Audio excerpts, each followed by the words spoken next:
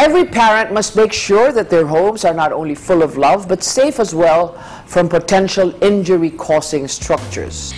There is no place like home. Home is indeed a place of confidence and security, especially for little children who spend most of their time inside their homes as they learn the basics of life. Mga bata mo, mga below 3 years old, huwag kang maglalagay dyan ng mga furniture na may kanto. O kaya huwag kang maglalagay dyan ng mga eskaparate na nababasag. Kasi malikot sila. At yung kalikutan nila, kasama yun sa kanilang developmental needs. A mother of 3, Teresa Martinez, designed their home to be child-friendly. True enough, her children enjoyed playing and learning at the same time, lest the worry of accidents or injuries because of their child-friendly home structure. Magkaroon kami ng peace of mind. Sila naman mga bata, pwede sila maging bata, maglaro sila kung anong gusto nilang laruin, na hindi naman sila mapapahama.